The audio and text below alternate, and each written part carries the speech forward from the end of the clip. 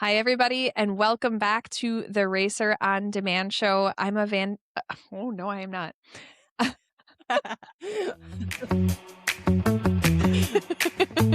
Starting. It's already starting. I'm Amanda Vanden Elsen, and I'm here with Megan. Hi, Megan. Hi. And we're already messing it up on the intro, so it's going to That's be all a right. good day. Yeah, it's Monday. It's a Oh, Monday.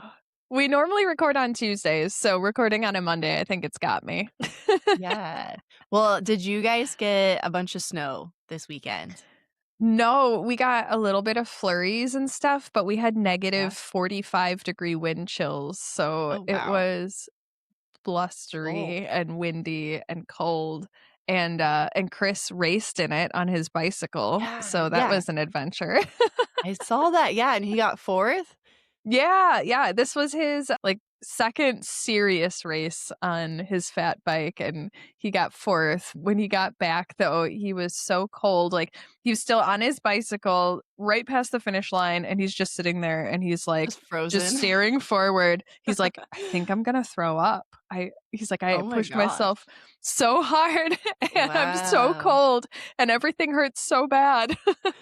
Oh, wow. Yeah, that's extreme. But it sounds like Mhm. something Adam would do. Like, I feel like Adam and Chris have, they're so similar because Adam's a big mountain biker, but he would probably do it in the snow. Yeah. Yeah. Yeah, it was enough for me to be out there watching him, and he'd go they were doing 11.5 minute laps, and he had 3 laps to do, so we'd go watch him go past the starting line, and then we'd run back to the And then fire. yeah. And then we'd go watch him on the next lap and then go in and warm in inside the warming hut and then come back Yeah. out, and woo, you're done. Yeah.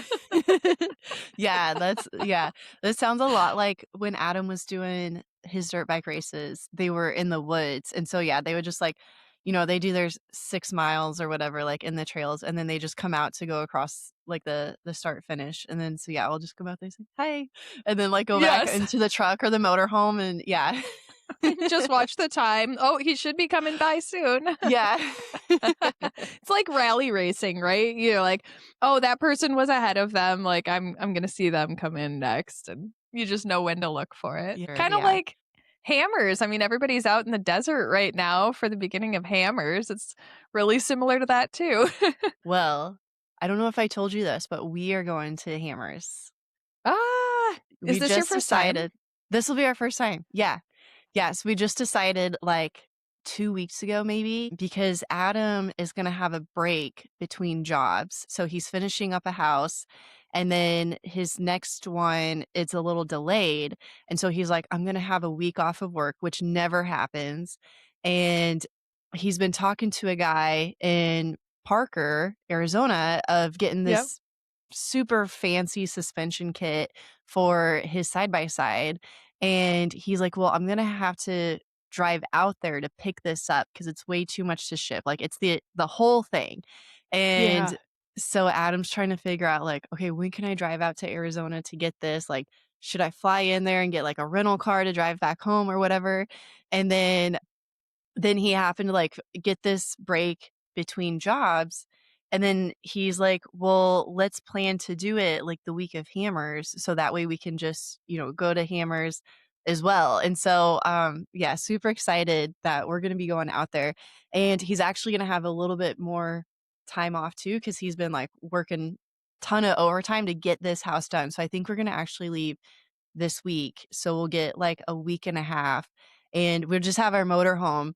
And so we're gonna make quite a few stops on the way. So we're gonna go see Grand Yeah. Canyon because I've never seen that before. And we're gonna go to Lake Havasu. We're gonna go to Parker, obviously, to go and Yeah. see pick up the parts, and then also to kind of see the desert stuff out there too. So yeah, super excited for that. Oh, that's awesome. Are you going to bring something to drive around the desert? Like Okay, a side by so side or something? okay, Adam does not want to because first he just didn't want to take a trailer. But also the guy that we're buying the parts from, he was like, "Hey, if you do bring out your side by side, he's like, we'll just install it for you so that way it's all in."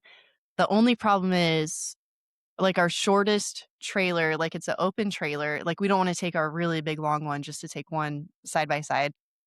So the Yeah. shortest one that we have, it's an open trailer, but there's railings on it, and it's like a long travel kit, so the car is gonna be too wide now to fit onto the trailer if they do put it Mhm. on there.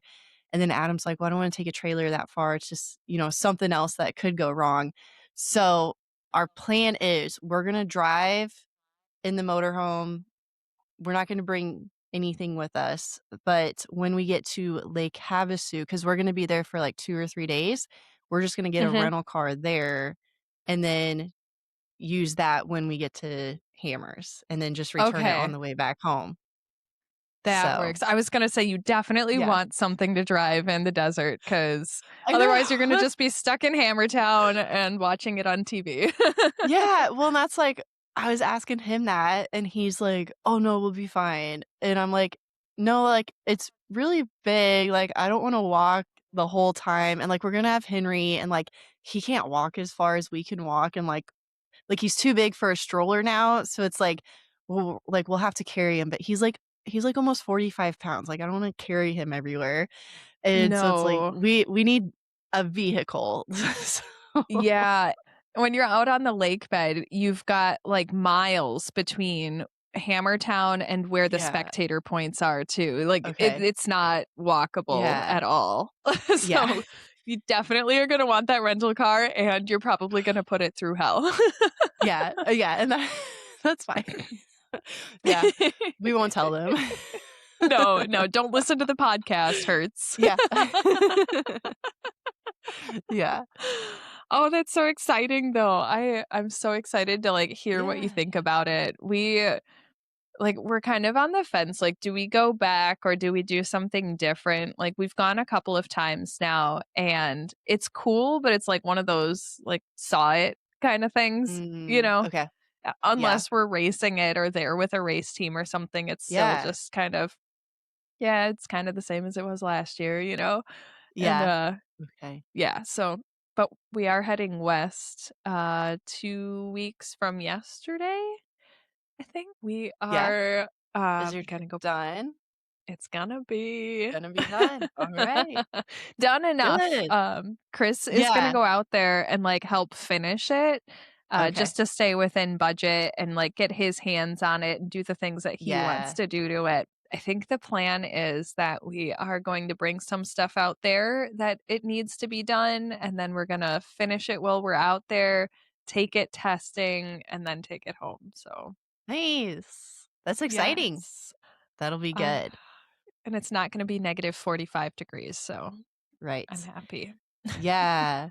I know. Yeah, it got, like, down to, I think, like, 3 degrees here, which it never gets, like, that cold in Kansas, well, maybe for a day, but that's about it. But yeah, Yeah. we got quite a bit of snow this weekend. Actually, we didn't get as much as what people were expecting, like, people were freaking out, and I know it further south, they got it really bad. But us here, like, I feel like it's just kinda like a normal snowfall that we usually get here.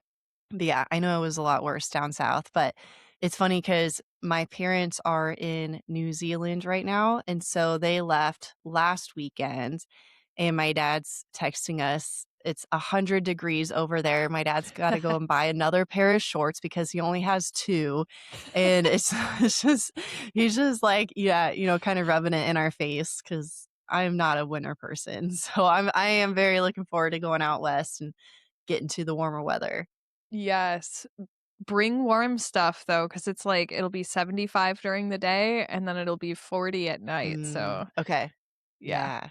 And once that wind picks up, it will just, like, bite right through Mm. you. It's Oh, yeah. yeah, but Yeah, it because 'cause you're it in the will be desert. warmer than here. Yeah, for sure. Oh, Yeah. New Zealand though, that is on my bucket list. I am so jealous. Yeah, me too. My parents go, so they have some really good friends.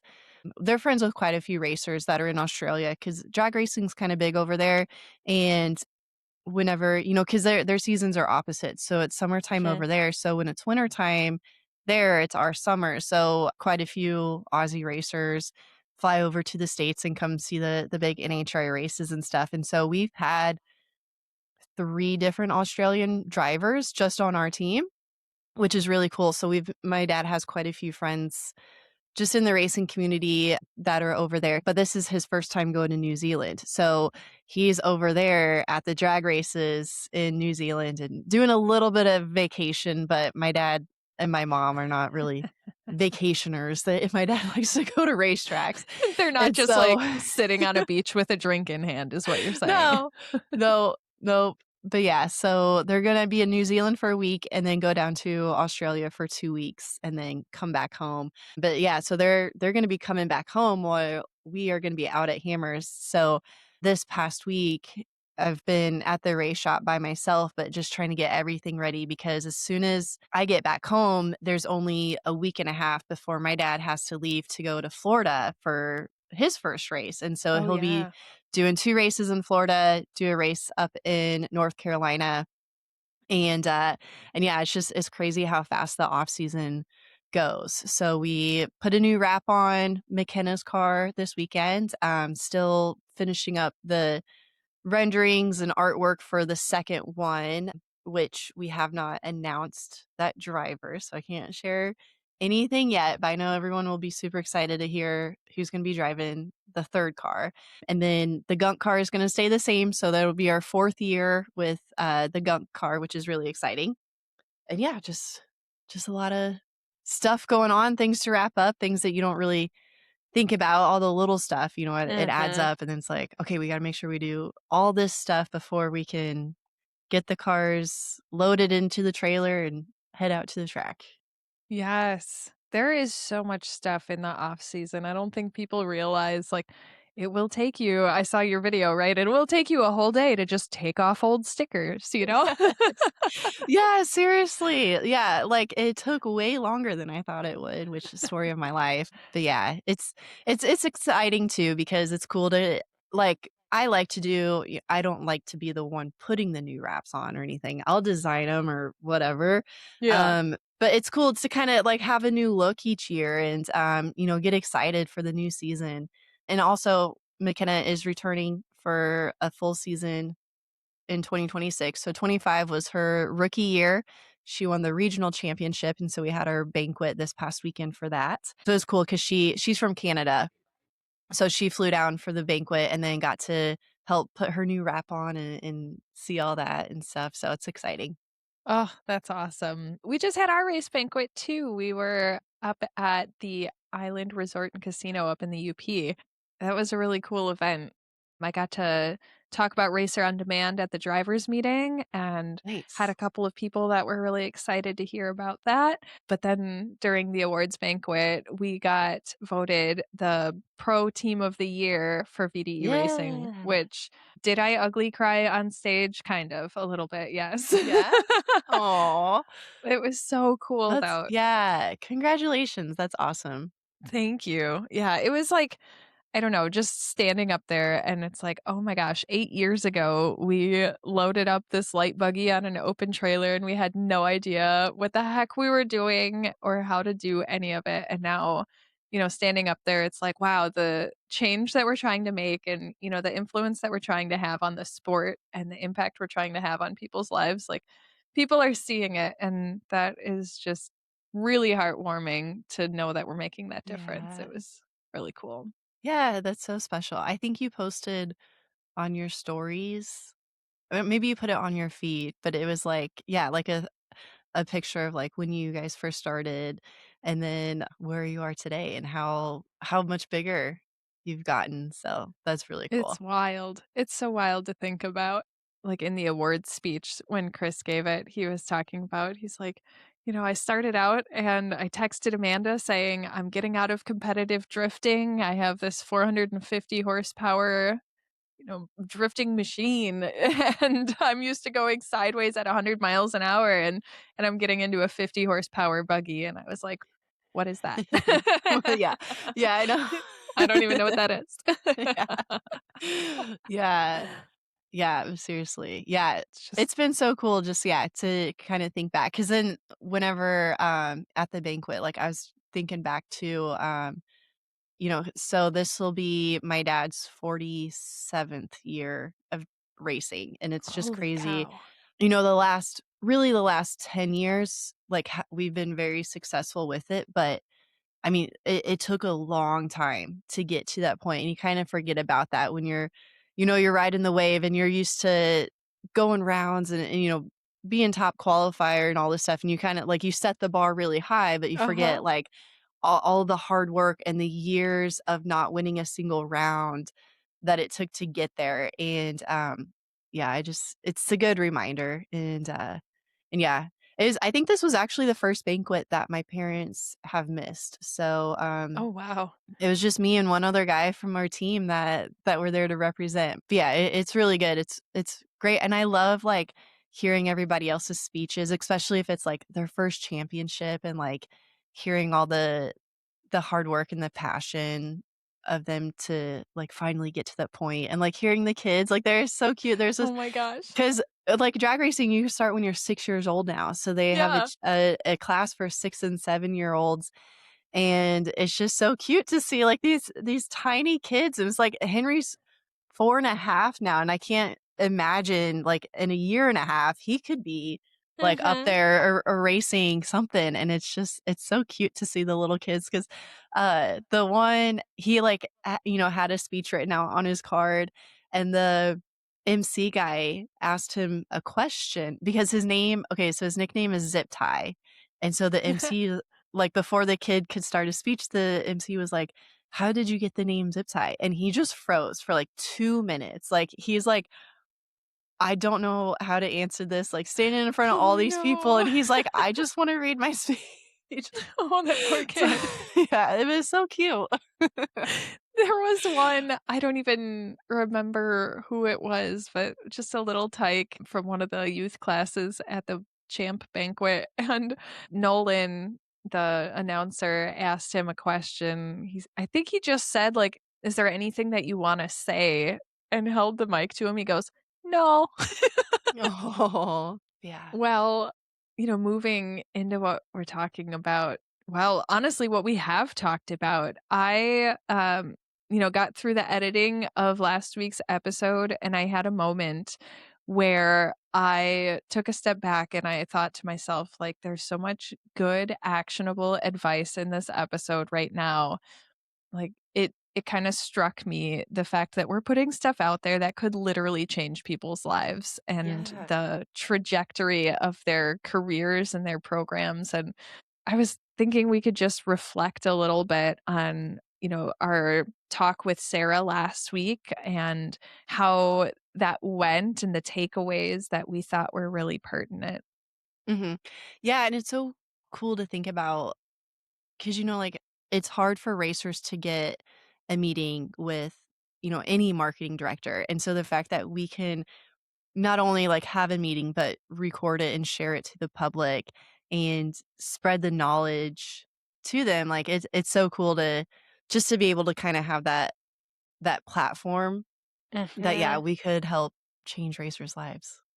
Yes. Yeah, and, you know you talk about how hard it is to get a meeting with these folks, and we say it time and time again, it's about those relationships and being able to build those connections and network outside of the connections that you immediately have, and I think that's one thing that I'm really grateful for in working side by side with you, Megan, is you and I, we've had some time in the sports that we're in, and we have made connections in different ways in different spaces. And because of that, we get to share those relationships and those connections and the conversations that come out of them with people who otherwise don't have those connections and relationships. And, I Mhm. think that's another really cool part of it. Something that kind of gives me the little pricklies on my arms is Yeah. just thinking about, the opportunity to hear from people that they otherwise don't know how to reach.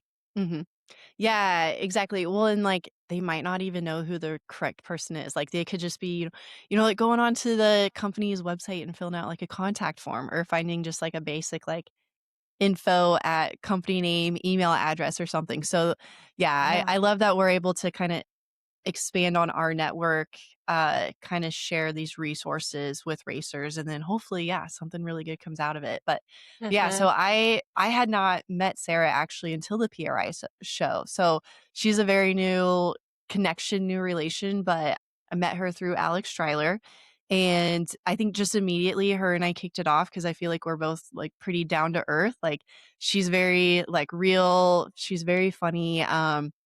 And just loved everything that she had to say, like, at PRI, and then it was just, like, a no-brainer to bring her onto the episode to kinda expand on it, and I loved that she had touched on the fact that they don't just sponsor racers, like, they look kind of broader, like, they wanna also work with the series as well because their customers are also racers, and so Mhm. that way they're able to kinda get the maximum reach in the industry. It was cool to hear, like, kinda the different sides of it, the B2B side, the business to consumer side as well. One thing that I really like that she had also mentioned at the PRI show with our Sponsorship 101 session is that because they do work on the series side as well, they kinda know what the general numbers are when it comes to attendance and viewership Mhm. and reach. And so if you're just saying, "Hey, this series," they do a live broadcast or live streaming and there's 40,000 people that watch, she kind of knows like, okay, like if that is a real number, if you could be fibbing or, exaggerating that a little bit. And then she does just like understand the industry as well to know like what would be an accurate representation, how much screen time would you actually get. Not all 40,000 eyeballs are going to see your car or see the AMSOIL logo on the side of your car and Yes. stuff. So it's good to get that like real input and feedback, and especially from someone that is familiar with motorsports, because sometimes like whenever I do try to reach out to a new company and they, like, know nothing about racing, it's hard to, like, connect with them if they've never actually watched it or, like, been to a Mhm. a race before, because they don't get, like, the excitement and the thrill of it and how cool it really is. So she gets it, so that's why I love her. Yeah. You talked about, like, using the demographics from the race itself or from the broadcast or the live stream or whatever, right? And those demographics, and I know Sarah really hit hard on, like, those are not your demographics, those are your series demographics, and I Yes. love when she said something along the lines of, like, "Wow, you did a really great job selling your series and not yourself." Yes, 'Cause it's for like, how real. are you standing out? What is your Yeah. demographic? What makes you different than the racer next to you in the same class? And that was a Mhm, really powerful point, I think, from that mhm. last episode. Yeah, I love that she pointed that out too. And yeah, and it just goes back to, yeah, how are you separating yourself online at the track?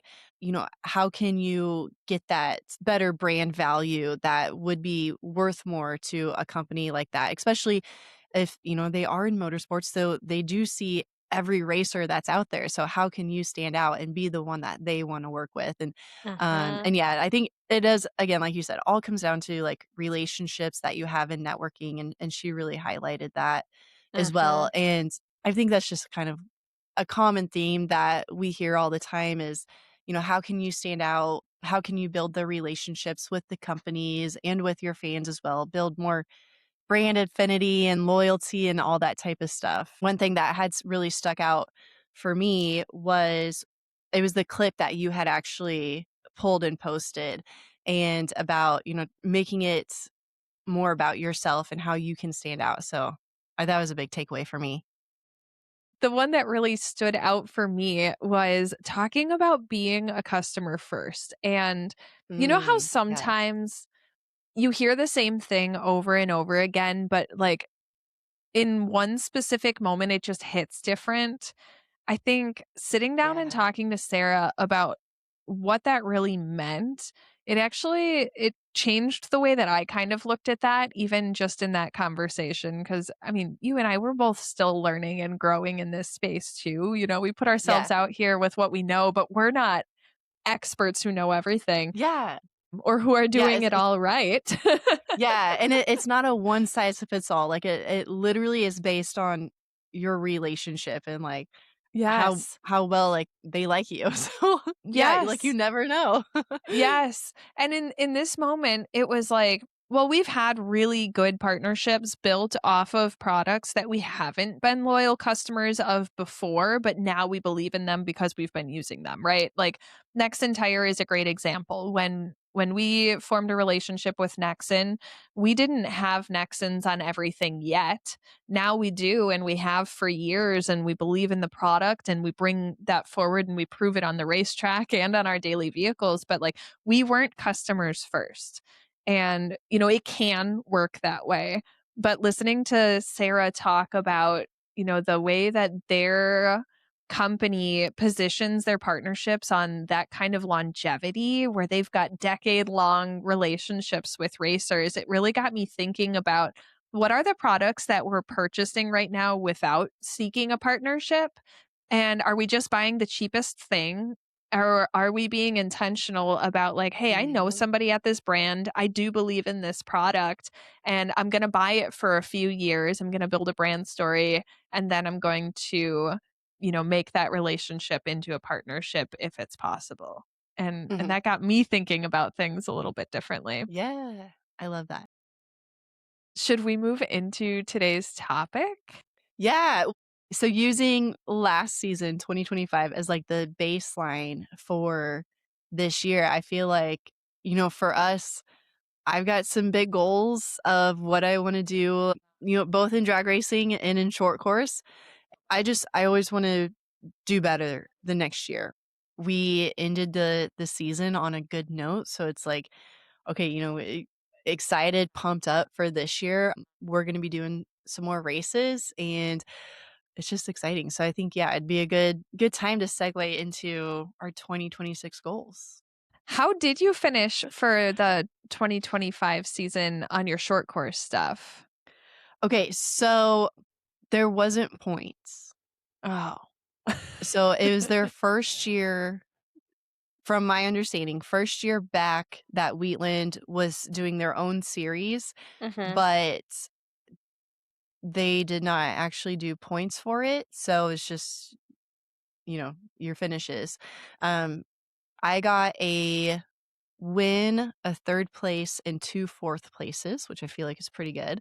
Yeah. And Adam, he got a win, a 3rd place, a 4th, and I don't remember what his other finish was. And he did, like, a different class each race too, so it's, like, Oh, good thing yeah. there wasn't points because we wouldn't have ever been competitive. Because like, the first race, like, he did sportsman, and then he switched to vet, and then he switched to pro, and all that. So, and I did they have a women's class, so I did the women's class, and then I switched over to sportsman and all that. But yeah, so super fun. I wish they would keep doing it this year, but we haven't heard anything at all, kind of assuming they're not going to, especially because the Outlaw series is expanding. So it used to be Mhm. just Texas, and then for this year, they're adding in Oklahoma, the America's Outdoor Adventure Park, AOAP, and then they're adding in Wheatland. So we'll do, I believe it's 3 races at each track, and then that will be the Central Region Outlaw Series points that they're doing. So we're gonna try to hit all those races. However, I do have to miss 2 of them because there's the same weekend as drag races with Mm. IHRA that I have committed to. With the Outlaw series, you're able to drop some races for points, and so that'll, I think, work out in my favor, so that way I don't think I'll be penalized too much, missing those races, but excited for that. So I'll be doing all the Outlaw series races. I'm gonna be doing Wheatlands with Champ. Very excited for that. I really want to do Crandon with Champ, but No s buts. yeah, okay, so here's the thing. Okay, so Adam and I are both very driven by goals and all this stuff, and so we at the beginning of each year, we always do, like, a challenge with each other because we're both really into health and fitness and working out. And so, with New Year's, it's like, okay, I'm going to get in the best shape of my life this year, and we're getting older. So I want to continue to improve and not get weaker. Okay, I do want to back up and preface. So 2025, it was totally not fair. So Adam won our little challenge. So it was only like a 30-day just for like the month of January to see who could like lose more weight between the two of us. And not that like either of us really has, like we want to lose a ton of weight or anything, but just to, you gain a lot eating over the holidays with Halloween and Thanksgiving and Christmas, and it's off season with racing. It's cold Yes. out, so you're not really working out as much. So, just kind of getting back into the swing of training and working out and all that stuff. And I was super, super busy with work. Like I took off almost 3 months of working out. So that had been a long time since I'd actually been to the gym. So I was like, okay, I'm going to take this, super serious. I'm going to work really hard for January. And I'm the type, like, I'm very like type A, like I'm going to, I have it all written out on a piece of paper, what I'm going to do every single day with hit my step goal and my protein goals and all this type of stuff. And Adam is the complete opposite. He is very unorganized. He does not track what he eats. He is healthy for the most part, but he does like go and gets donuts every week, and he drinks energy drinks and Diet Coke and all this stuff. And I'm like the complete opposite. But of course, he's a guy, so he's able to fluctuate his weight super easy. And for me, it's like I'll eat in a deficit and gain weight. So last year, he got really sick for like 2 weeks, didn't eat anything. He was throwing up, and he lost like 15 pounds in 2 Oh weeks. god. And so he won our challenge last year. And I'm like, this is not fair. Like you didn't Because he even was like dying. yeah, you literally didn't try. Like so so the beginning of this year, I was like, okay, we're going to do this challenge again, but we're going to extend it to 3 months so that way I have more time to get a good result. But it's like, you are not allowed to get sick. Okay. Like, if you get sick, you are disqualified from this challenge. And to really incentivize us for this challenge, we decided that whoever wins gets to go to one fun race of their choice. And so mine is Crandon, because I don't have to do Crandon. I'm not doing points or anything, but it would Yep. just be, a fun bucket list race to do. And Adam picked a desert race because he wants to try and do that. And so I was like, okay, so if I win, I get Crandon. If you win, you get to do a desert race. And so, but of course, beginning of the year, he gets sick again because like all our family is sick. We see him for Christmas, and then he gets it first. Henry got it for like 2 days, and then he's fine. And then it just like, I had a little bit of it for about a week. It wasn't like too extreme or anything. Yeah. But yeah, like he like loses 5 pounds in a week, and I'm over here like going to the gym every single day and working out, and like nothing changes for me. What I heard, though, is that he's been disqualified, so that means you win by default. That's what I heard. I I think so. Well, I mean, I guess we'll have to see what he says, but again, like he doesn't even care. So I say I win and I'm going to Crandon. Yeah, I think so. I think so. Or, you could be like, "Oh, that stinks that you were sick. I guess we'll both have to do races that we wanna Yeah, do." yeah, we Yeah, could do as a that too. concession. But yeah, so I think just with like side by side stuff for 2026, we are going to do 15 races. So I'm doing the Outlaw series with the champ race, maybe 2 champ races. And then he's going to be doing Ultra 4 races, the like central region ones. And so I think altogether it came up to like 15 weekends. Plus Ooh, we've got our sand dunes trips with those are not races. Those are just for fun. But funsies. we've got a couple of our sand dunes because that's like that's what we just love to do for fun. Yeah. And so, but he's torn because I'm lucky. I have 2 side by sides. So I have a sand dunes one and I have a race car one. He only has one side by side. So he's like, I don't know what to do. Like, should I build this up to be like a really good Ultra 4 car? But then it couldn't really be one that we can, just ride around for fun in the trails. Like, we do a lot of like creek jumping and all that type of stuff here and like going to the sand dunes. So he's like, what do I do with this? And then also, the Arctic Cat, like, it's really good. I think Arctic Cat is a really, really good short course car. I don't think it's quite up to par for Ultra 4 stuff, and so Mhm. he's like, "Should I stay with Arctic Cat? Should I get something else?"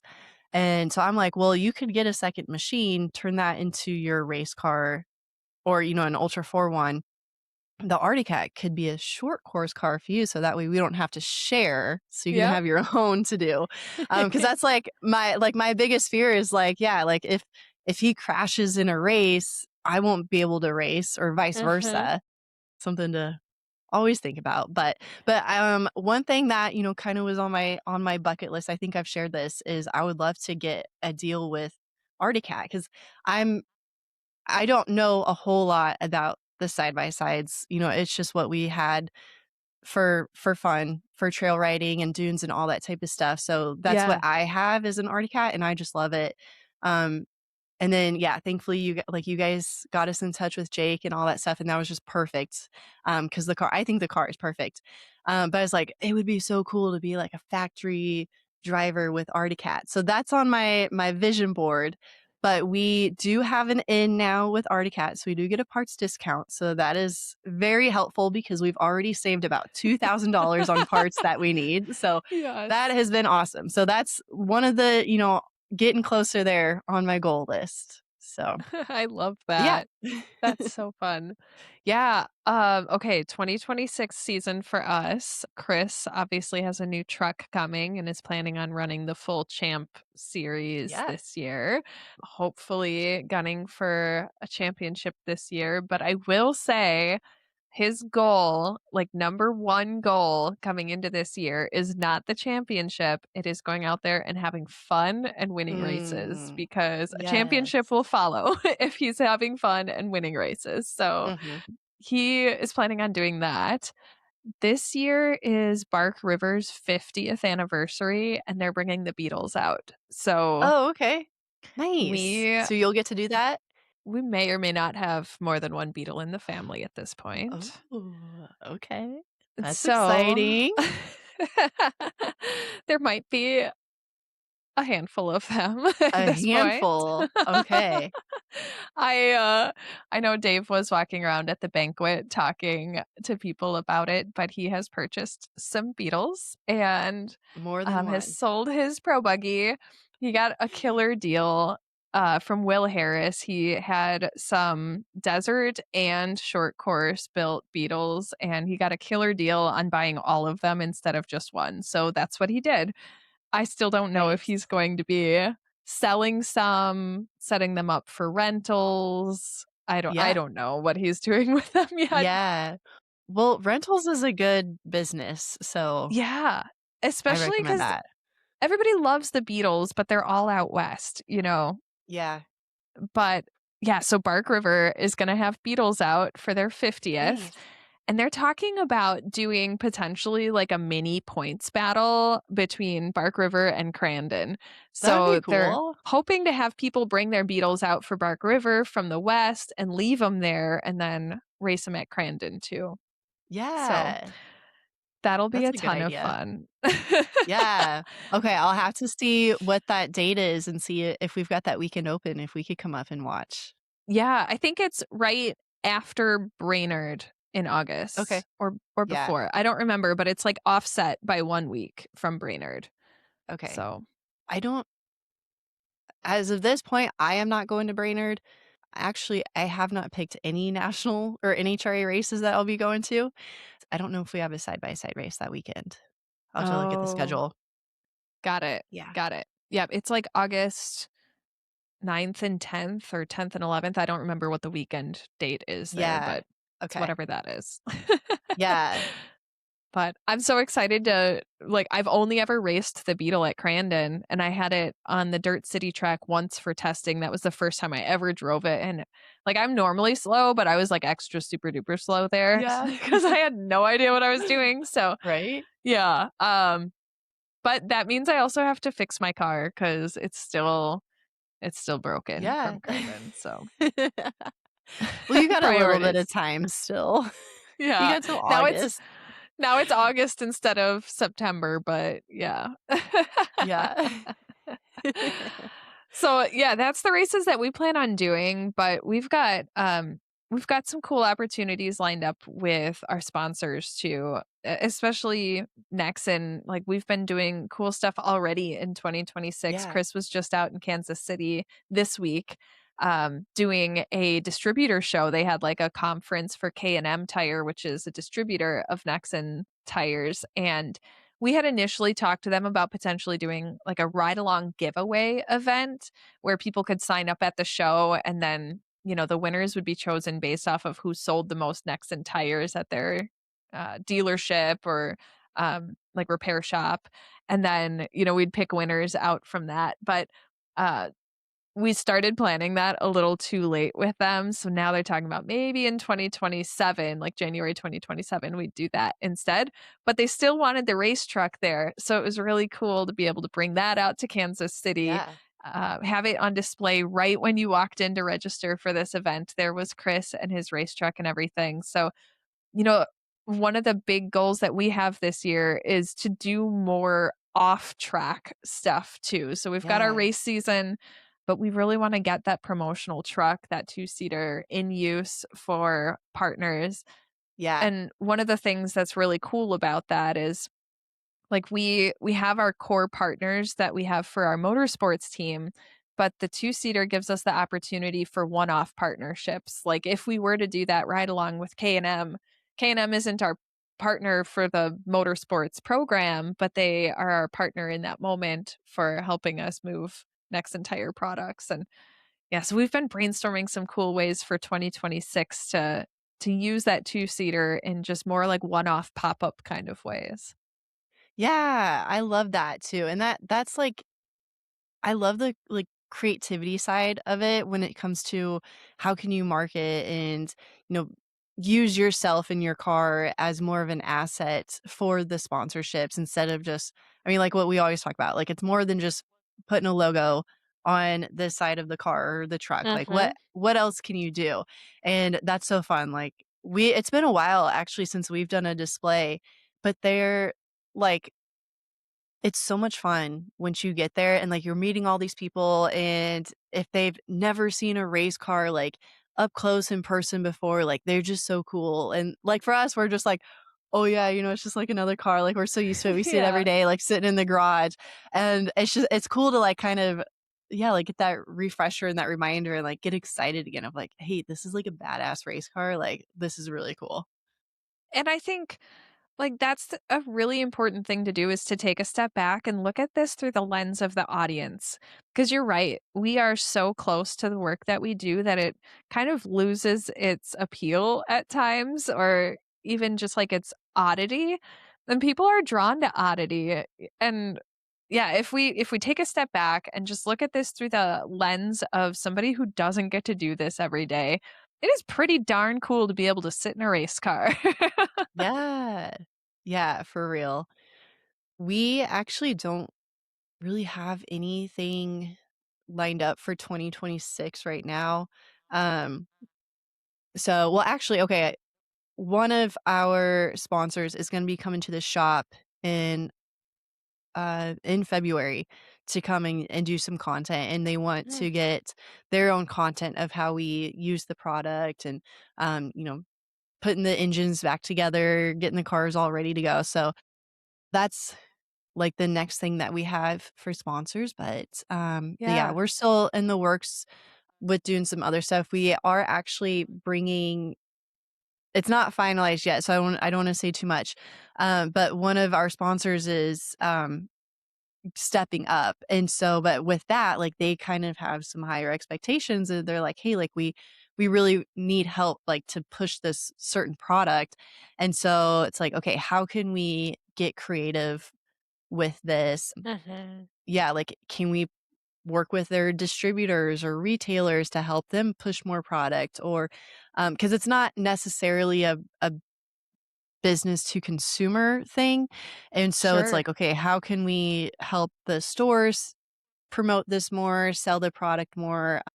So I'm still coming up with those ideas. And yeah, I want it to be something where like maybe we do a giveaway with it to give someone a pit pass or something, to be, a VIP crew guy for our team for the weekend or something Oh, like that. yeah. But yeah, so just trying to, yeah, come up with some ideas, but that's something that we'll be working on for this year, but nothing's set in stone yet. So, I love the idea of, like, bringing people to an event as a giveaway or, like I reached out to one of our friends. He just started working at an RV sales place, so they're okay.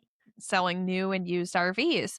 Yeah. And I was thinking about like what does the sales funnel look like for that? Because one of the things that we could really do is generate leads. We've been doing it for ourselves in the pits, come in, we're doing a giveaway, sign up here. I've got your contact info now and some basic demographic info about you. We could really tailor those questions to anything, and just by sitting in a kind of public place with a little bit of marketing on the front end to say that we're there, we'll be able to collect leads and we can turn that marketing data over to whoever needs it. So I was talking to him about, your business is very lead driven. How do you even get people on a lot to look at an RV unless they're incredibly motivated to probably already buy something that they looked up online? But like, how do you move people to that point? And so I messaged him and I was like, hey, I've got an idea. Let's put the two-seater in the parking lot, right? They're right off Yeah. the highway. Let's put the two-seater out there with maybe our pop-up and make it look nice, and everybody who, like, comes for an appointment to look at an RV that weekend is entered to win tickets to our Dirt City event, which is right there, you know? Yeah. And maybe we even go one step further and say everybody who buys an RV that day gets a ride along and we'll rent the track out, you know? Yeah. It could be that simple, like, it doesn't have to be super complicated, but just thinking about, like, what does that business actually need to get out of that creative Mhm. event? Well, they need leads and they need foot traffic and they need people to buy RVs. So, like, how do we generate leads? How do we get foot traffic? And how do we sell RVs? Yeah, I love that, yeah, and yeah, like, it doesn't have to be complicated. Yeah, Right. it can be that simple. Yeah. Yes. I think sometimes with racers, they're kinda just like it feels like a really big thing to do, and they get overwhelmed, and they might just be like, "Oh, like, I don't wanna do that," or "I can't do that," and then they just Yeah. kinda default, "Well, I'll just I can offer exposure because that's easy and that's not extra work." But I think, yeah, in order to get those bigger sponsorships and long-term sponsorships, you do have to think outside of the box. You gotta put in some more effort for it, but Yes. it does pay off in the long run.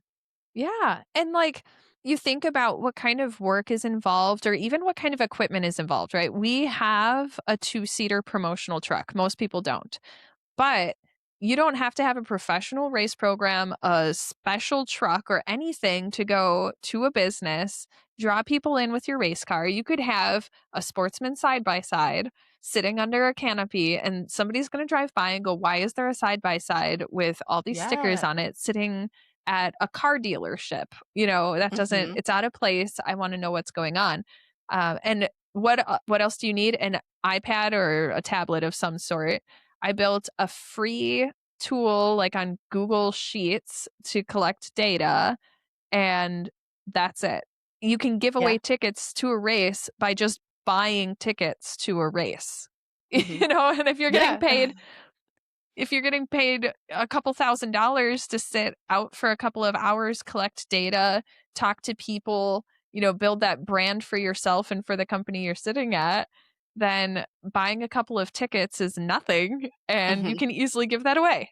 Yeah, yeah, for sure. Yeah, and sometimes if you reach out to the track owner or the promoter, they might just give you like maybe they'll give you like 1 or 2 free tickets, but, still that's Yeah. money that you could save right there too. By saying, "Hey, I'm gonna promote your events and your Yes. facility," you know, in exchange, can I just get, yeah, like a free ticket or 2? And usually they're just like, "Yeah, no big deal." So, yeah, like Yes. I feel like, yeah, like it's just all about being creative with it, trying to do stuff that's a little bit different, but at the same time, don't make it too big or like too overwhelming, especially if you are like a little team where it's just like just family together. And I like for us, like it's just me and my parents and my husband, like, we have our closest crew guy lives about an hour away. So, like, if we really wanna do something, it's usually just us doing it. Yeah. Most of our team is spread across the country, so there's not Yes. like we don't have, like, a dedicated full-time employee that can go and drive a, a display car somewhere or something like that. And so, I mean, yeah, like, we're still, like, small team, but yeah, we try to do whatever we can to, yeah, help the partners, help the sponsors, keep building those relationships, nurturing them to see if it could grow into something bigger. And yeah, I mean, it's really cool because like a lot of our partners have been with us for a very long time, and I think because we try to go above and beyond, the expectations of what Mhm. they want. And not usually they're like, "Hey, like, we wanna display," or, "We need appearances and autograph signings and all that." We'll bring the ideas to them, and they're like, "Oh my gosh, I love that. Like, that would be so cool if you could do that for us." And then they'll remember that when it comes time to renew. Yeah. So, Yeah, I love that you just said, like, they're not coming to us asking for these solutions, it's us coming to them recognizing the opportunity and saying, "Hey, I think we can plug in here." I've been working on building my consultancy on my generative AI training side of the world, and as I'm learning more about what that looks like and how to present my solutions and my training and stuff, the more I realize that it's exactly like what we do for our race team. yeah. And, when you're a consultant for a business, so you're coming into a business and saying, like, "Hey, I recognize that you have this gap or this problem, and my product can fill that in and make it seamless for your business because it provides this value."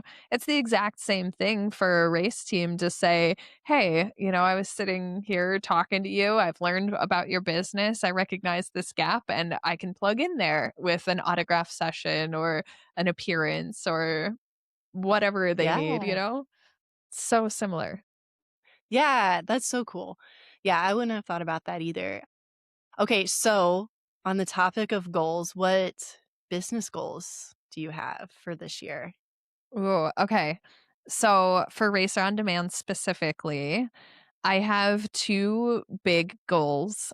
The first one is I want to support at least 100 racers by the end of the year, and Yeah. I'm sitting right about 50-ish, so it's a lofty goal. And the other one is I wanna pay out at least $10,000 in 2026. In Yeah. 2025, we paid out about 5,100, so that's another lofty goal, but I am determined to make it happen.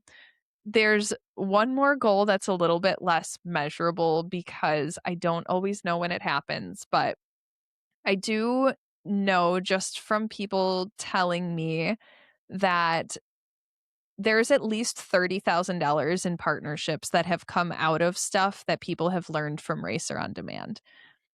And Oh, that yeah. is a huge number. It's not something that I am directly responsible for, but it's a really exciting metric to hear because Yeah. that's where my passion really is in teaching people how to do this themselves. So I really would love to see at least $50,000 in sponsorship dollars come out of what people learn from us.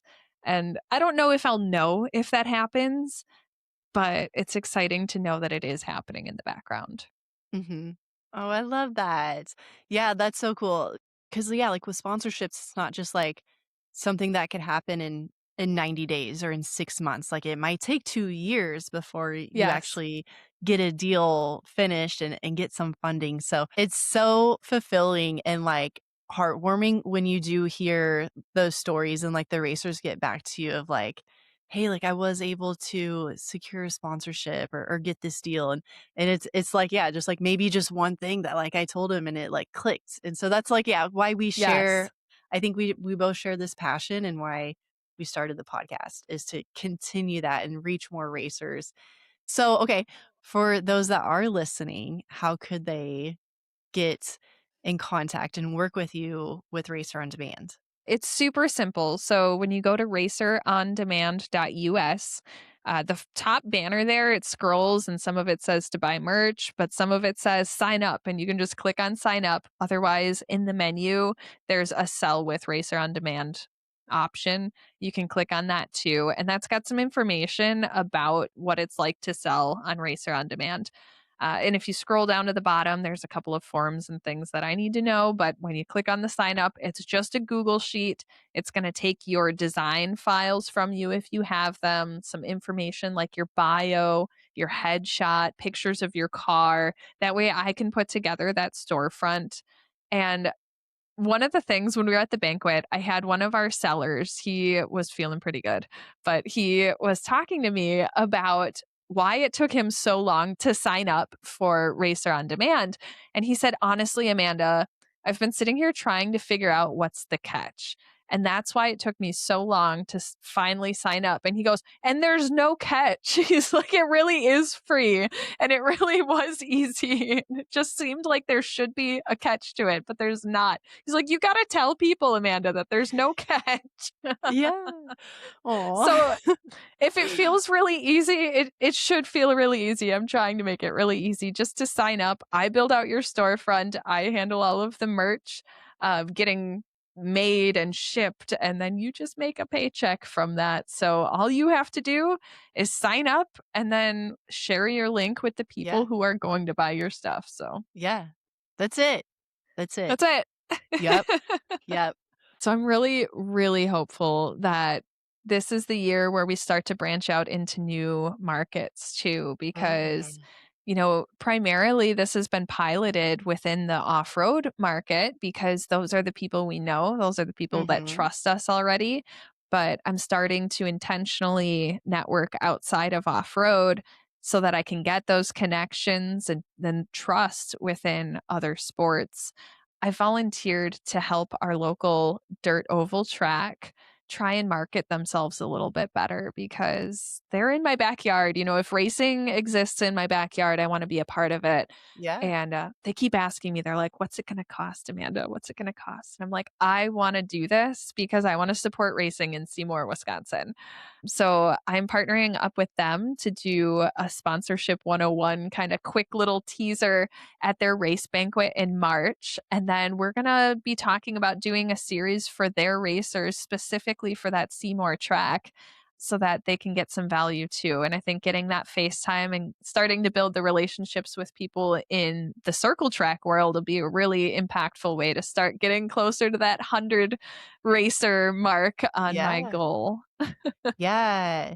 Yeah, well, and I feel like I don't have much experience in the dirt oval stuff, but I feel like they get some really, dedicated fans and, they will buy all the merch. Yes, I So have one racer that, is already on in my Racer on Demand world, from the dirt track, dirt oval stuff, and in 1 month, he outsold every single other racer I had in my platform, wow. and I'm friends with him on Facebook, so it was like, I could see what he was doing, and it wasn't anything crazy, he just had a really loyal marketing base, Yeah. that is there buying his stuff, which is really cool to see because if they're buying your merch, they're probably also bought into your partners too. So that's a really powerful tool. Yes. Yeah, good key there. Yeah. Yeah. Well, and what I love to do so Gunk has these sample packs of just, a single hand wipe. So Yeah. I include a free sample with, every T-shirt order that we do. So then that way, yeah, they can literally have product in their hands if they've never had it before, never heard of it. And then, I have no idea if they actually go out and will eventually buy product, but at least I can put You're product in their activating it. hands. Yeah. Yeah. Yes. So I haven't done this yet because I haven't had anybody that needed that service, but there is a way to warehouse what they call them pack-ins. So whether it's like flyers Mm. with coupons or to your point like hand wipes, you actually rent space in the warehouse at the production partner that I use. And you can say, with this product, you put in this pack in. So, like, if you Okay. wanted to do gunk wipes and you're selling through Racer on Demand and you want ones stuck in with every order that includes a t-shirt, then we could set that up. There's a charge involved just for renting that Yeah. space in their warehouse shelf, Yeah. but yeah, it's cool that those options even exist on a larger scale, not just out of your Mhm. garage. Yeah. Yeah, I know. I will say, because like we do all like our own shipping and packaging and all that. Like it does take a good chunk of time. So Yeah. yeah, it would be super nice if we could, yeah, outsource that. And so, yeah, I am very intrigued by I this. had I had a mom of a youth racer come up to me at the banquet, and she was asking questions about Racer on Demand, and I asked her what her current setup is. Like, "What are you doing for merch right now?" She's like, "I'm making it all on my Cricut." And I was like, Oh, yeah. "I have been there, I have done that, I do not wanna go back, I know exactly what your pain is." There's a Yeah. lot of time and love in each of those shirts. Yeah, yeah, for real. But that is my 2026 goals for Racer Yeah. on Demand. What Big about for goals. I you? love that. I know you've got, Autofluencer obviously has kind of come into your professional world, in the Yeah. last couple of months, and what is the future for that versus your motorsportsmarketingtips.com? Mhm. Yeah, good question. So, with the motorsports marketing tips, that is on hold right now. So, still trying to figure out how that could be like the middle ground between, you know, I feel like motorsports marketing tips is more for the beginner racers, the grassroots ones who don't quite have sponsorships yet, but they're like, hey, I want to start taking this serious. I just have no idea where to start or what to do because that was me about 15 years ago. And Yeah. so I want to have that resource available. I'm no longer doing coaching or consulting or group stuff or one-on-one. I just don't have the time or capacity to do that. And so it was a really hard decision to do that because the last 5 years, that is what I've done. That's been my main source of income. And Yeah. just the fact that we are getting back into racing, going to be doing a ton next year, and, I just felt like it was the time to close that chapter and move on to the next big thing. So, right now the website's shut down, but I am going to be redesigning it, hopefully have it back up in February. But it's just gonna be a blog, so it'll just be free resources, articles. I'm gonna put all our podcast episodes on there too, Yeah. so that way another place people can find the show. I also have a private Facebook group that's free to join that's tied to it. So that way it could be a forum if racers do have questions, a way that I could just, get in touch and help them out easily. So, kind of speaking of a funnel. So that's kind of what I'm thinking is like top of funnel. And then moving down from that is where autofluencer comes into play. That is more for racers that do have sponsors and have brand partners and they Yeah. need the reporting to show the proof of what they're doing for them on social media. So it's not really a resource or a platform for racers who are just like, "Hey, like I'm just getting started." It's because it won't really help you out. So you already need to have a sponsorship to really use it to what Autofluencer has been built for. So we are going to Mhm. be growing that, and in March, so end of Q1, we plan on doing a really big launch with that, with the creator membership program that we have. And so we're building out some new tools on there, new reporting features, and it's going to be really cool. So we've been working on that behind the scenes. We meet once a week and we just kind of go over, the to-do list there. What ideas do we have? And end of 26 going into 27, we're already thinking long term of like my goal, like my big idea with Autofluencer is to kind of turn it into like a social media management tool Yeah. as well. And so, we're trying to figure out, okay, how can we do that? I know nothing about software building or engineering. And so thankfully, Erica's got 2 engineers that can do all this. I'll just give them the idea, and it's like, "Okay, here you go." Yes. So it's really They nice wave the to magic have that. wand. Yeah, because like, with, what I've been doing with motorsports marketing tips, like, it's just kind of been me, and so it's like, I've got this idea, it's like, "Okay, now I have to be the one to build it and, like, set up all the marketing and the course and record all the videos." So, it's been really nice to kinda, like, actually be working with the team now, so that's been really cool. Yeah. So our goal with that, we want to get 50 racers to start out with each month because we want to get their feedback and be like, because what's been beneficial is that the fact that I am a still racing, still using it, for the Randy Meyer racing team and now also for side by side racing. But we want to have other racers on the platform too and give us their ideas and feedback of like, hey, this is cool, but I'm needing kind of more of this data, or my sponsors want to see this in our reports. Mhm. Like they're asking me these questions. How can we do that? So we also like, yeah, we just want to get as many different types of racers on there that have all different types of sponsorships and because yeah, they're not no two sponsorships I feel like are the same unless it's just like a discount deal or something, right? So, Yeah. yeah, so big ideas with that.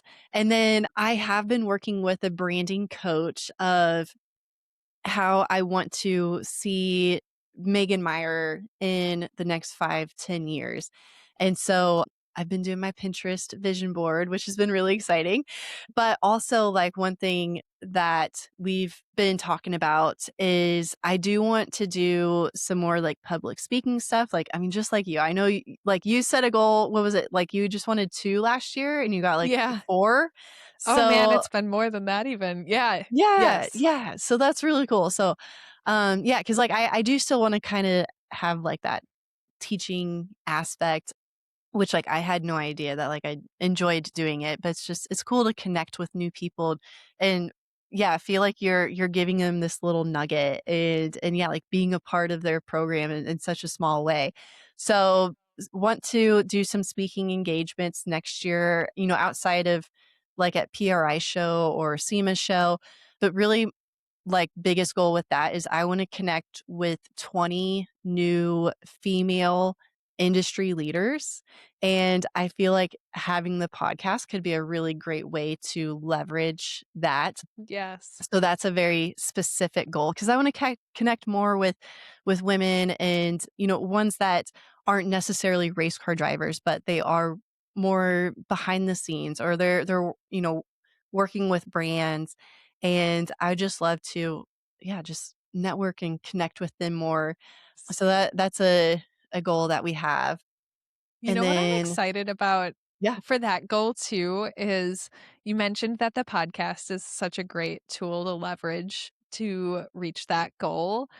I am so excited just looking at the list that we put together of the people that we know in this space, how many of them are women that are behind the yeah scenes and super influential in motorsports. And I'm really excited. Like having Sarah on, I was kind of struck by like, wow, we've got really strong women in motorsports, but we've got another guest that's coming up that I'm super excited about. That was just another one yeah that just like blew me off my chair of just like how cool it is to have these crazy influential women in motorsports that are willing to share their stories with us and our listeners. It's just so hmm cool. Yeah, yeah, and you will still have guys on the show, so it's Yes, not just yes. not just for girls. But yeah, I mean, if I don't, yeah, if we could say like our next guest is going to be male. Yes. I don't know, like what's the best way to say that. But yeah, I am. I think that's fine. I am really looking forward to who you were talking about because I haven't met her yet, but so she's someone that's on my list, and it's really cool to be able to. Yeah, she'll be number one of 20, so that's awesome. But yeah, some other like personal goals. I like we do some rental properties, so we want to get another rental property. We've been also thinking about maybe building a house, so that's, like, something on our list. Doing a lot more at the farm, like, we wanna build all these really cool trails that we can go and ride at. Also, Yeah. we wanna hunt a lot more. I did get a deer this year. Adam did not get a deer, which is only, like, the first year ever that he hasn't shot a deer, so he's, like more committed than ever to, like, making this farm that we have to be this, like, mecca for deer. Yeah, I also so kinda like 20 has been, like, my number that I've picked for this year, so I wanna meet 20 women industry leaders, I wanna read 20 different books, I want to it's like fitness, like I said, really into fitness, I wanna do 20 pull-ups in a row, so, I shared that on my stories, and oh, okay, and then also for YouTube, I picked 24 because I was like, "Oh, I wanna do 20, like, long form YouTube videos," and then I was like, "Well, how many did I do in 2025?" And I looked and I did 23, so I was like, Oh, "Okay, well, sure. I'll go for 24," so that way it's 2 per month, Yeah. because YouTube, like, those videos take a long time to edit Mhm. and put together, and, like, I've hired out the editing, and it's, like, hundreds of dollars, and, like, my channel's not monetized, so it's like I'm not getting any of that money back directly. Yes. So, once I do get it monetized, because I'm this close, like, I think I only need, like, 100 more hour views. Like, I'm so Yeah. close to it. But, I think, like, they would just be another cool, like, source of income. Have no idea, like, if it'll be $5 a month or maybe $500 a month. Yeah. But yeah, so just because I love, like, YouTube, your content has such a long shelf life, and it's Mhm. cool to go back and watch, like, old videos and be like, "Oh, like, yeah, I remember when, we did that moment," especially if it was like, we won a race or something to kinda go and live it again. So I love YouTube. Yes. It takes a lot of time and energy to record everything, then edit everything. So I am gonna do a vlog when we're at Hammers and, like, our whole cross country road trip that we're doing. Well, it's not half of the country, the western Yes. half, The left road side. trip. Yeah, for that. So yeah, just I want to be more creative with it. And yeah, really, like, hone in and have more clarity of, like, what is the Megan Meyer racing brand, because I feel like the last 5 years, it's kinda just been all over the place of, like, okay, what is, like, the flavor of the month and stuff, so kind of putting it Yeah. more into, like, actually writing it down, having a vision board, like, seeing it, I think, like, tangible instead of just, like, all up in my head, then I can start, like, Yeah. actually planning out a path to make it happen. Just super intentional about it. Yeah. I love Yeah. hearing about, like, other people's goals, and it just makes me think about, where I'm at.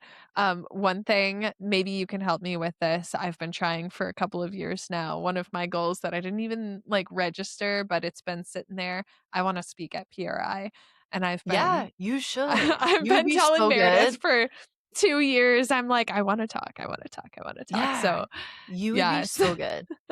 Yeah. That would be a blast, but we'll figure it out. I know another one that I wanna do. I talked to Alex Stryler when we were at PRI about working more closely with him. I know he's not doing as much in the sponsorship summit space anymore, so I wanna bring more resources forward because I feel like, and I completely understand why, but with you kinda stepping back and Alex is stepping back, and there's not a lot of good resources out there for racers to learn, so I really wanna bring some of those things forward more. I know I've got some stuff on the back burner with some of, like, the stuff that you had on your site. I know we've talked about, like, how do we keep that alive, and I wanna do the same thing with Alex and just make sure that racers still have access to the resources that have been Yeah. out there for them, and I wanna help them find them. Mhm. Yeah, I know, it's so funny because one of the like, I'm in a couple different, like, Facebook groups, Yeah. and one of the members in there, she's a student of mine, and she was asking, like, all these questions about, like, a deck, and she's like, "Should I make it like a template so then that way it can be customized?" And I was like, "Hey, like, I made a template for you, it's been available, like, all year, like like, you should go and use it." Like, yeah, so I think there's still that gap of, like, racers don't know where to go to find the Yeah. resources that they need. Because yeah, like, we can put it out there, but if they can't find it, then it's we need to be able to help them. So, yeah, I love Yes. that, and yeah, like, I want us to all be able to, yeah, like, be in unison, not be like competitors with each other, because there are Mhm. other sponsorship programs out there, but there's none that are like directly racer motorsports specific. They're just still, I think like racers still just don't exactly know where to find them. So I think if we're all in unison and we just like this one big thing, we're all come together. It's like, okay, here's everything you need. Here's where you need to go. And Yes. yeah, I think, like, I would love to do that. It's just I felt like yeah, like, even before I knew you, like, I felt like I was the only one, and it's Yes. like, I feel like I'm yeah, like, pushing a boulder up a mountain, and so but it's so cool to kinda Yeah. see it change the last few years, and there's starting to be more resources and more coaches and, like, people understanding and, like, even other racers just, like, offering Mhm. their own advice and feedback and not gatekeeping everything. So yeah, I feel like we're in the beginning of this new phase in the industry, and I think like yeah, like we're kicking it off, and I don't know. Yeah, like Yeah. I just it's We just exciting. we all gotta ride this wave together, right? Yes. It's starting to, like, become known that it's an issue, that it is a hollow space, and, like, how do we all just, like, stay afloat? Because frankly, like you said, it does feel a lot like you're operating in this space by yourself, and how do you find those other people who are putting out quality content and quality resources for racers? And we just all got to band together and Yeah. not try to make money off of each other, not try to like take each other out of competition, but Mhm. instead like collaborate. Each of us is bringing a different skill set and a different set of resources to the table. Let's just put them all together and get them out there for racers to consume. Mhm. Well, I will say something that's been talked about quite a few times is to have our own events and to have it to be something where we can teach and talk about sponsorships and marketing and all this type of stuff. So I know Yeah. Alex has had the idea for years to do an in-person summit with Autofluencer where we're like, yeah, that would be so cool. Like we need a very specific event. Like yeah, like going Yes. to PRI or going to like the Women in Motorsports Women with Drive conference that they have. Like it's a great place to network, but there's never anything that's, like, specific of, like, "Okay, here is how you can market yourself and brand yourself and get more sponsorships," and all that type of stuff, so, Yes. I I like, love I that. don't really know much about event planning, but I think, like, yeah, it'd be cool if we could put on our own conference to do it. I have honestly, ever since I launched Racer on Demand, I've had this kind of dream of because Green Bay is like a hub for motorsports, grassroots motorsports. You've got a ton of off road. We've got asphalt circle track. We've got dirt oval. We've got drag racing. Like all of it happens right around Green Bay. And there is a huge racing culture here, and I have often thought about like how do I just create my own event where I can get this kind of information out in front of racers. And I've thought about like can we rent out like a room at the conference center, or like I don't know. That would be so cool though, maybe if we could collaborate on bringing something like that here or Yeah, out by you, or I don't know. yeah, and do a giveaway for a ride in the two-seat truck. Yeah, exactly. Yeah, registration is there. There's Chris's truck again, right? Yeah. For sure. Heck yeah. We need to get, yeah, like other motorsports like involved with each other. Like, yeah. Yes. And I think honestly, part of the problem is that racers don't see the value in learning this stuff yet. Like they don't recognize that there is value in investing in themselves and learning about this stuff. And I think that's part of the reason that so many people struggle in creating products and services in this space is because there isn't a lot of money behind it because racers aren't bought in yet. But it's like how can we bring you along, right? Listeners, how can we bring you along? What would Mhm. make it seem most valuable? Maybe you can leave us some comments about Yeah. if that's something you would attend. Would you want to attend a conference or a seminar on how to build your brand and build your following and get more sponsors? Okay. We need your feedback from the audience. Yes. Yes. We're also Yeah. like dragging on at this point, and I want to talk a little bit about what racers can do to set goals for 2026 and really set themselves up for success in rolling out those goals and working towards those goals. Megan, do you have any advice that you would throw out there for a racer who maybe doesn't even know what their goals are for 2026 yet? Yeah, well, I feel like, kind of the saying of, like, champions are built in the off season. Like, it's really all about, like, how you prepare and how organized you are before you get to the race. Because if the car's not put all the way back together, you might end up leaving a part or a tool at home, like, you don't know about that. So that's something that, like, my dad has always been very adamant about, because like, we'll see it in drag racing, like, people will load up their car and they won't unload it until they get to the next race, but my dad's always like, "No, we need to have it before we leave this track, we need to or before we leave the shop, have it 100% ready to go, so when we do roll the car out of the trailer, we just put it on the jack stands, warm it up, and there's not extra work we need to do." So, um yeah, so just making sure that you are 100% prepared. Like, my dad is a big list person, I'm a big list person. I can barely read his handwriting, and he does not know how to spell, but, like, that's something that, like, he has really instilled in us is to, yeah, do all your preparation, make sure you write everything down, like, don't forget anything, and he does like to think, like, long term too, so, like, we've got our entire year already planned out. We're doing a couple different series this year, so it's, just figuring out all the logistics with that, and then, like I said, we've got crew guys scattered all over the country, so we need to make sure we are very organized on who's gonna go where because they don't always go to the same races.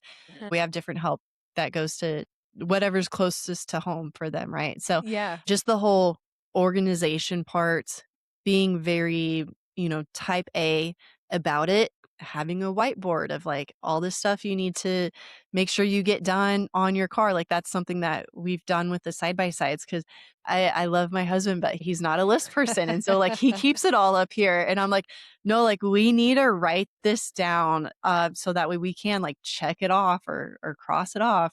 'Cause, yeah, like, you'll end up forgetting something and you don't know Oh until my you get gosh. there and you're like, "I need this," and we left it at home. Yes, and I talk to Chris about this all the time, but writing it down, like putting it on paper gets it out of your brain, which means Yeah. you're less stressed out about it too. Yeah, for sure. So, yeah, that's, like, my biggest thing.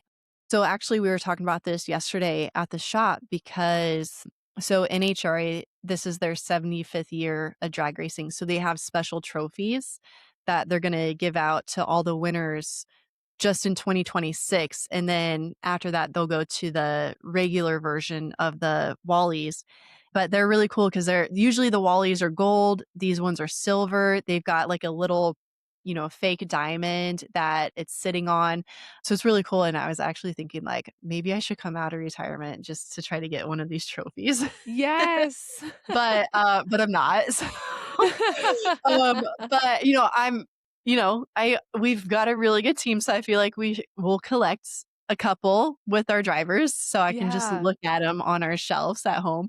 But yeah, so we were asking the McKenna when she was at the shop, it's like, "Okay, how many races do you think you'll win? Like, how many of these trophies do you wanna get next year?" And it's like, "Okay, we're gonna have that as your goal."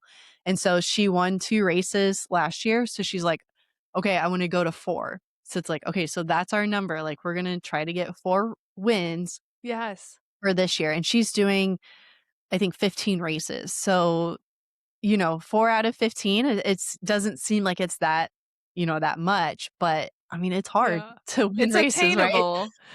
Yeah, yeah, it is attainable. I mean, yeah, have your vision board of 4 of those silver diamond Wallies sitting on your shelf.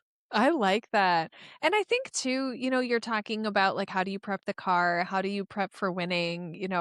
I think the same thing goes behind the scenes for your race program. And I think in the race season, sometimes that kind of gets lost sight of because we're so busy at the track and getting our cars back home, torn down, built back up, back out to the track for the next race.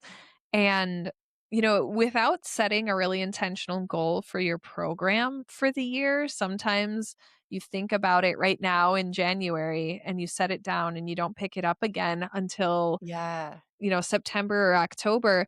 Well, that's when the companies have already made decisions and they've already got their budgets that they're locking in before the end of the year. Some of them are done with them at the end of summer, some of them are Mhm. just finalizing them at the end of our race season. But if that's when you decide you're going to pick it back up, it's not it's not going to play out for this year, and if that's your cycle, you find yourself consistently late for the game because you're waiting till the end of the year. I think now is the time to put it in your calendar on your phone, or if you use a paper calendar like me, because I'm very type A about that, write it down so that when you flip to May, it says, reach out again, ask if now is the time that we can start talking about budgets, or follow up mid-season with this partner because I wanna talk about going big next year with them, and Yeah. so I think having those goals in mind, not only for the 2026 season, but also, like, what does 2027 look like, and how can I set myself up for success with that now,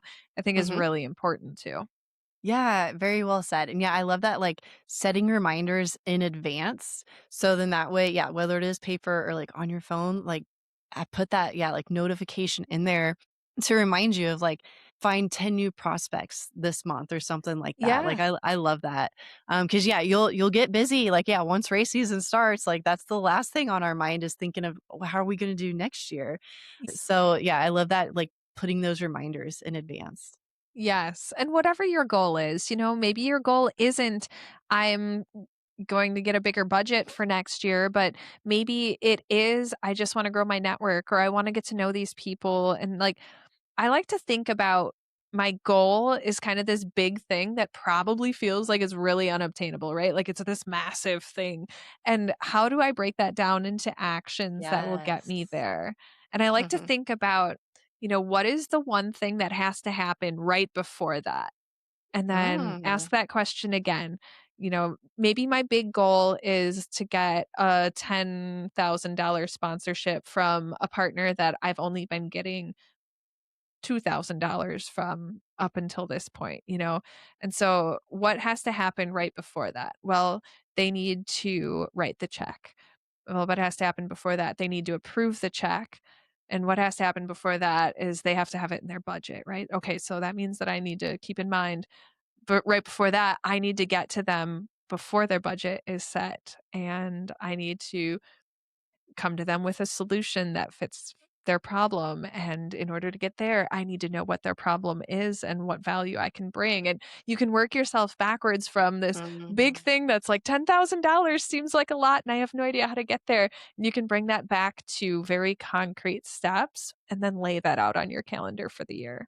Mhm. Yeah. Oh my gosh, I love that.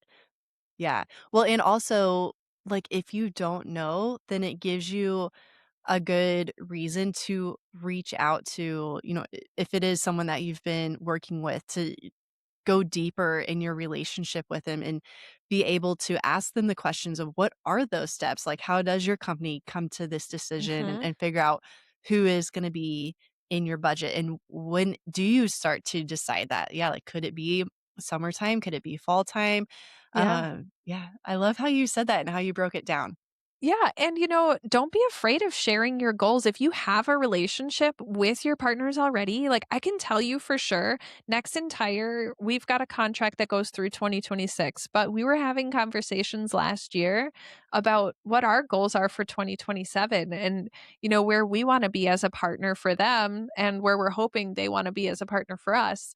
And if you have a $10,000 goal for a partner that's only giving you $2,000 right now, don't be afraid a year or two in advance to say, "Hey, by X date, I would really love to have a $10,000 partnership with you. What would it take to get there?"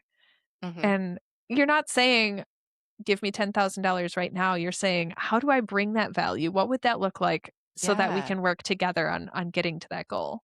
Yeah, well, and that can open up so many new doors too just by being like vulnerable with them and Mhm. sharing what your goals are and your vision is because then maybe they have a product that they know will be coming out end of this year or next year, and they're but it's still in, like, development phase, so maybe they're like, Yeah.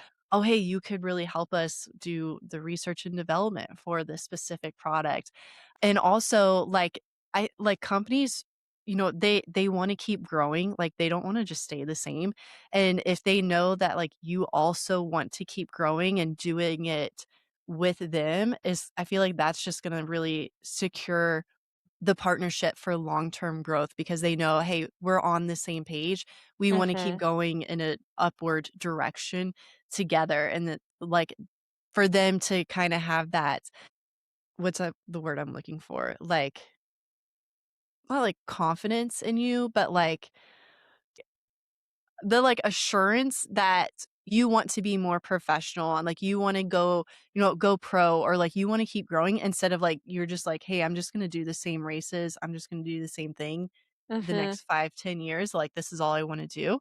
And, if they see that you are committed to long-term growth and they're like, "Well, you'll be the right fit for us." Yes. So, Yeah, and I yeah. think that that goes both ways too because you will have racers that are going to say, "Well, I'm just gonna keep on doing what I'm doing," and Yeah, sometimes and that's a that's good fit. fine. Yeah, Yeah. and sometimes that's a good fit. You're also going to Yeah. have companies that are just gonna keep on doing what they're doing, and if you go to them early and say, "My goal is the $10,000 paycheck, not the $2,000 paycheck, how do we get there?"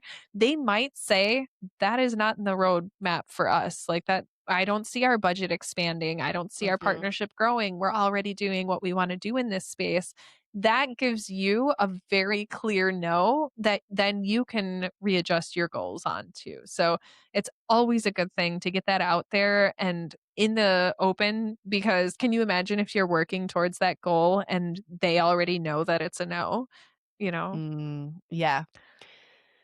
Yeah, I have seen that happen. A good friend of mine, the company did not want to they're like, "We're making good sales." They're like, "We don't wanna try to push it, like, we're comfortable where we are." Mhm. And, but my racer friend was like, "No, like, I've got a bigger vision, like, I wanna expand my team, I wanna get more cars, I need another truck and trailer and all this stuff."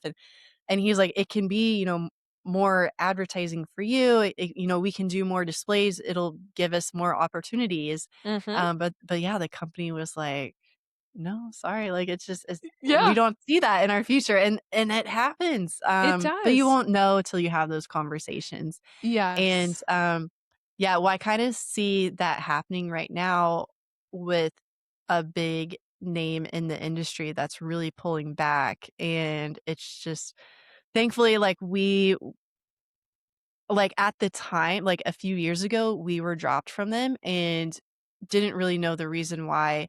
We were able to rebound pretty quickly from that, and Mhm. because my dad and I have both built strong connections, and so we were able to find another company that could help us out, but, at the time, it's like, "Oh, like, this is, like, the worst thing that could ever happen to us," but I guess we're lucky that we were able to be dropped early, which is usually not, like, a good thing.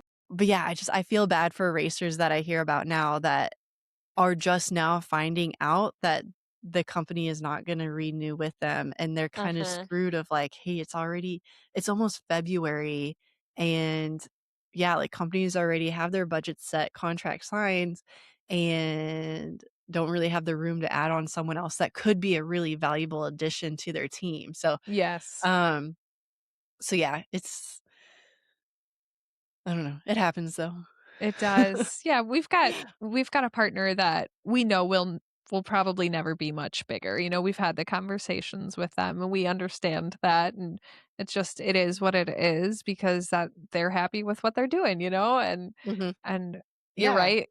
Finding out right now if somebody is dropping their budget is a huge blow, especially if that's something you were relying on. And I think that really just goes to show how important it is to have those relationships to where you can have a candid conversation and Mhm. share your goals and their goals and make sure they're aligned because you know I have companies that we've been building relationships with and we thought this year might be the year that it goes through but we found out a while ago because we have those relationships and those conversations that it's probably not going to be, this year, instead of silence, silence, silence, silence. Hey, by the way, it's not happening, you know? Yeah. Yeah, seriously. Well, I feel like this was a really good episode. A lot of good stuff we talked about.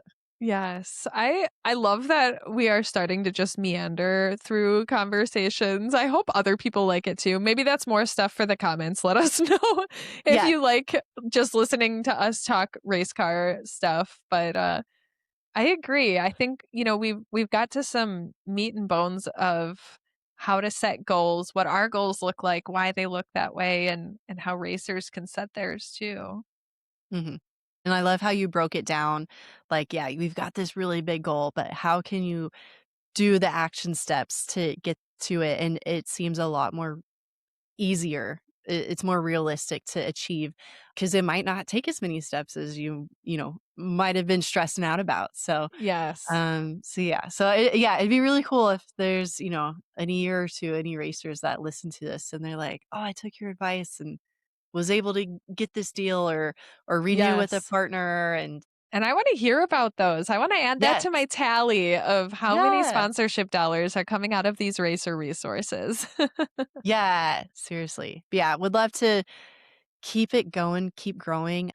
And yeah, like I just like the stuff that I've provided as like resources is just like stuff that I've needed that I've used for our actual race team. But yeah, if there's any racers that are listening and they're like, "Hey, I could really use something like this," like reach out to Amanda and I and see if it is something that we could help out with. Cause Mhm. yeah, we want to see the industry keep growing and feel like we're on the cusp of this new wave and there's a lot of potential there. But yeah, just kind of like get out of the old mindset of the traditional like sponsorships, like get creative and cuz it doesn't it's going to help everybody that's Mhm. involved. So just want to see Mhm. it grow. I could That's it. not agree more. Well, let's wrap up. We've Yeah. had a great conversation today. Yeah. I can't wait to hear from some of you in the comments, or if you see it on Facebook or Instagram, just let us know. Reach out. We are here to help and happy to have the feedback until, well, we're recording next week, which is out of our norm, but we're going to put it back on our bi-weekly Thursdays. So yeah, you'll hear from us in 2 weeks, but it'll be 1 week for me and Megan. Yeah. Yes, make sure that you subscribe, leave a review, give us some feedback, and otherwise, we will see you in 2 weeks. Mhm. Love you. Bye.